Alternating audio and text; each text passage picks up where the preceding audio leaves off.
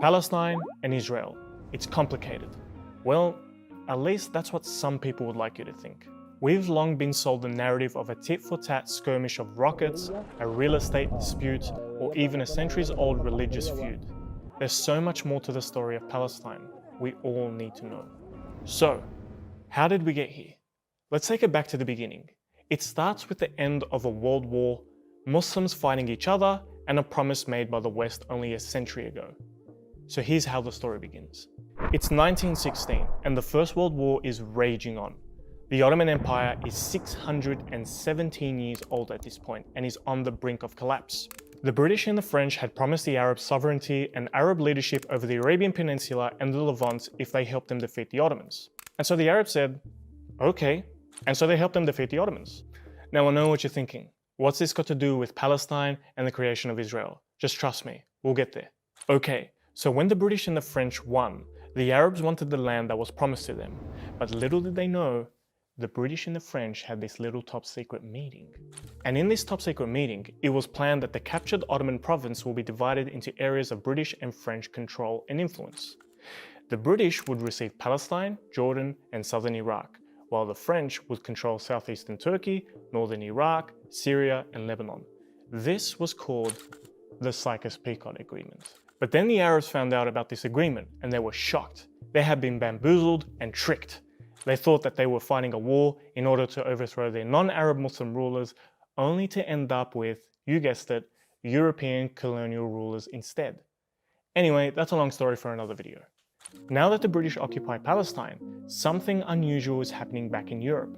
You see, the Zionist movement had been growing increasingly influential and lobbied hard to support the mass migration of Jews to Palestine and recognize a Jewish claim to the Palestinian land. And in 1917, Britain out of nowhere publicly declared its intentions of establishing a national home for the Jewish people in Palestine.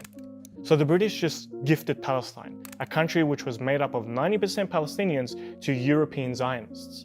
They gave it just like you would give a box of chocolates. Historians still debate till this day why the British gave Palestine to Zionists. It's simply baffling. Now, at this point, the Jewish population in Palestine was less than 10%. So when the British started to facilitate the immigration of European Jews to Palestine from 1922 and 1935, the Jewish population rose to 27%. With the British mandate in full swing, mass European Jewish immigration meant that more land would be seized and the native Palestinian population grew increasingly worried. The Palestinians would demonstrate their concerns to their British overlords, but they wouldn't have it. European Jewish settlement was on the rise. The British proposed a partition of Palestine and even advised the forceful removal of the Arab population from their homes. And yes, this was their plan to resolve the issue. So the Palestinians naturally rejected this proposal and revolted against the British. The revolts were crushed violently, killing thousands of Palestinians. But the Palestinians wouldn't give up. They would continue their fight for independence, and the British were clearly fed up. So in 1947, the British decided to hand over their responsibility for Palestine to the United Nations.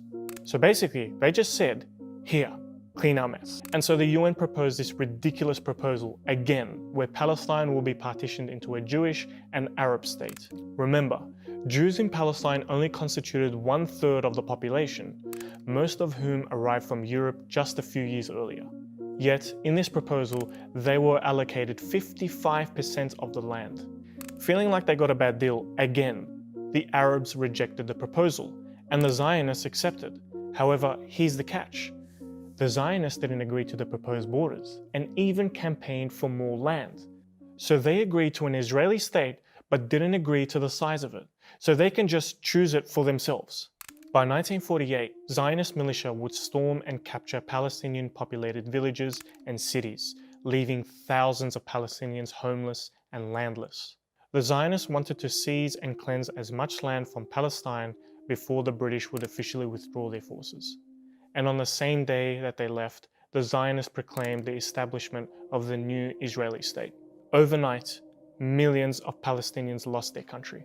And what's even more bizarre is that immediately the two superpowers, the United States and the Soviet Union, recognize the new state of Israel.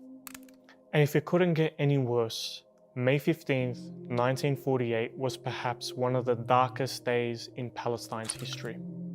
They called it the Nakba, or the catastrophe.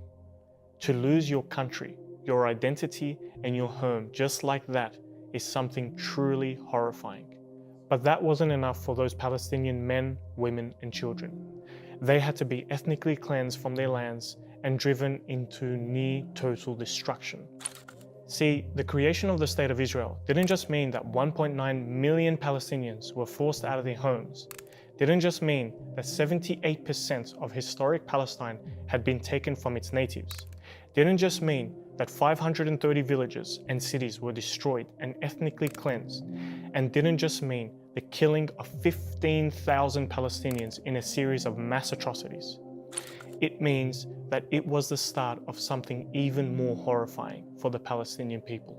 It signaled over 70 years of occupation, home demolitions, arbitrary arrests, displacements, Israeli expansion, military checkpoints, construction of walls, discrimination, massacres, and bombing of innocent men, women, and children in their own homes. So no, it's not complicated. The Palestinians are a people who have been oppressed and had their lands taken away from them and have been suffering ever since. This is how the events of the past shape the conditions of today. This is why it is important to remember and reflect our history before it repeats itself again. Because Allah knows we don't need it to happen again in another part of the world. May Allah lift the pain and the struggles from our Palestinian brothers and sisters. Ameen.